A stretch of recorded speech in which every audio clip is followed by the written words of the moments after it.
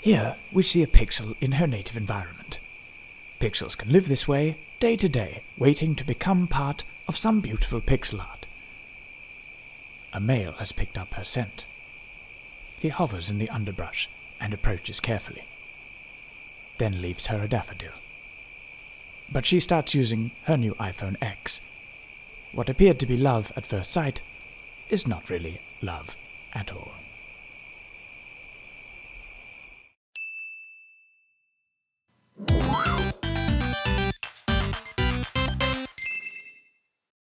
Hello and welcome to a new season of Pixorama. I say season because I want to deflect attention from the fact that I may not have posted videos for about 6 months. Hello darkness, my old friend. Life happens. But one of my New Year's resolutions is to post more regularly, so I hope to stick by that. Never give up! It's 2019, and as well as a snazzy new title sequence, we have some cool new content coming your way, starting with a video on walk cycles. Some of you may recall I already did a video on walk cycles last year.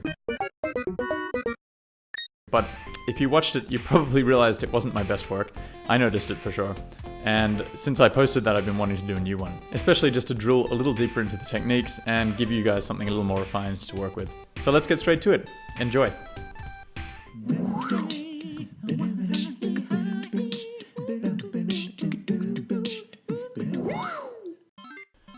One of the first things we're going to do is, of course, start with a character that we want to animate. In this case, I had an idea for a little penguin.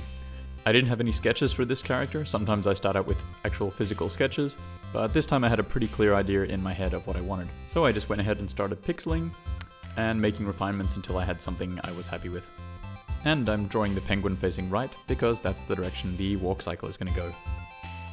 You can see that I'm pasting versions of the penguin down below as I'm working.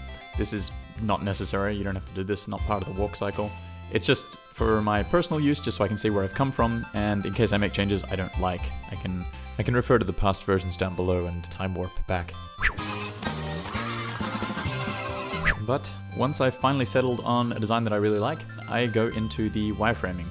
So what I'm going to do here is just really very simply just block out the movements that we want. We're not worrying about the details here, we're not worrying about the look of the character, all we want to do is get the movements down. That's the most important thing in this first step. And at this point I'm not worrying about frame counts, I'm not really worrying about how long the movement's going to take, I'm just going for it.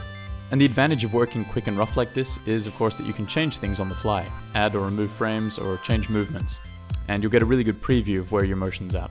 If you don't already do this and you find that your character movements are looking wonky or weird, then definitely give it a shot. It's a total time saver in the end, even though it's a little bit of overhead at the start.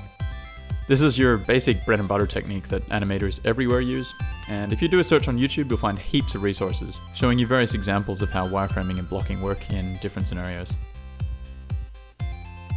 For those of you who watched my last video on walk cycles, you might recall that there are a couple of important things we have to remember. Perhaps the most important being that when we're dealing with bipedal or quadrupedal animals, the limbs move opposite to one another. This doesn't apply to all movements of course, but when walking and running this is always the case. This means that when one limb reaches the peak of its range of motion, the opposite limb will reach the back end of its range of motion. If we look at the arms, for example, we can see that they always mirror each other in position, and the same goes for the legs and the feet as well. Maybe it's simpler to look at the front view and to remember that the limbs diagonal to one another always move the same way.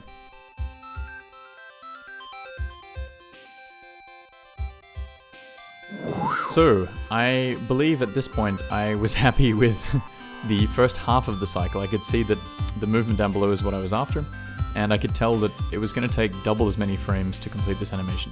And I can already imagine the second half of the sequence. At the moment, the character's going through about half of his full range of motion. What he should be doing is going down to the middle and carrying through to the end of the motion, then returning to the start. Here's an example of what he's currently doing. And this is how he turns out in the end. And one really fun thing about this character is that because I made him kind of like a little pudding penguin, he's got a lot of inertia. That's one of the most fun aspects of character to play with when you're animating, is really getting a sense of exaggerated movement into everything that the character does. So for example, when he hits the ground, he compresses, and when he's up at the height of his jump, or the height of his stride rather, he's going to expand and stretch. Also, he's got these little flipper hands, and while he's moving, these are really going to be flopping around, just to give the animation a heightened sense of comedy and make it a little more dynamic. Now you can of course go ahead and keep blocking out the entirety of the animation, but for me halfway was good enough. and I figured I could just duplicate the frames from the first half of the animation and then adjust the penguin's details to complete the whole cycle of motion. So you can see that from here I just keep working with that template in the background, that blocking wireframe animation I've created, and I'm just adding the final detailed penguin on top, basically just matching him to what I see underneath. And in that way we'll get some really nice smooth motion, and because of our blocked out animation we can iron out bugs early on before we get to this detailed stage, where it would take a lot longer to fix up problems if they came up. So now that I have those initial 8 frames, I go ahead and copy the entire sequence and paste it below, because I know I'll need basically double those frames to complete the whole walk cycle. Or at least I thought I needed double.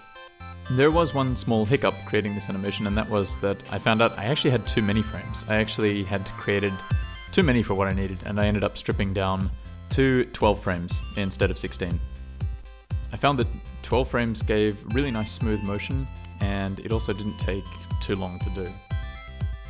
This also means that we have 6 frames until the animation reaches its peak, and 6 frames where it returns to the baseline. In this animation, this is slightly offset, and you can see this most clearly, I think, with the flippers. For example, in the second last frame, the foremost flipper begins to move forward, and it does so until about the 4th or 5th frame, where it then begins its arc towards the starting position once again.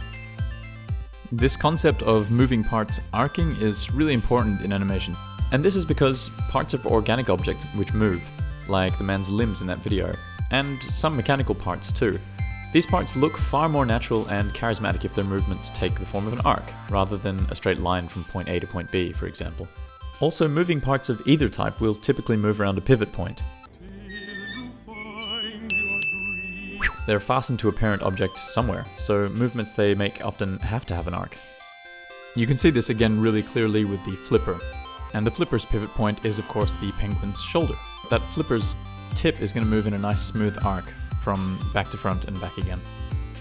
So once you've blocked out the detailed animation on top of the wireframes, then it's all down to detailing. It's just a case of watching the animation again and again, and stepping through frame by frame, and tweaking small things until you get things looking just right.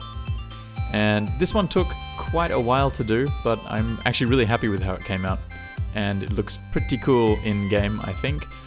It really gives a sense of motion, and that comedic factor that I wanted to give the character, I think it really came out. So, yep, pretty happy with this one. So that's it for this week's Pixorama. I hope you guys found it useful. As I said, one of my New Year's resolutions is to post more regularly. And your comments really help me with motivation, so keep them coming. And any suggestions you may have for future videos, post below. I read all the comments, and I do reply as often as I can. So until next time, ciao!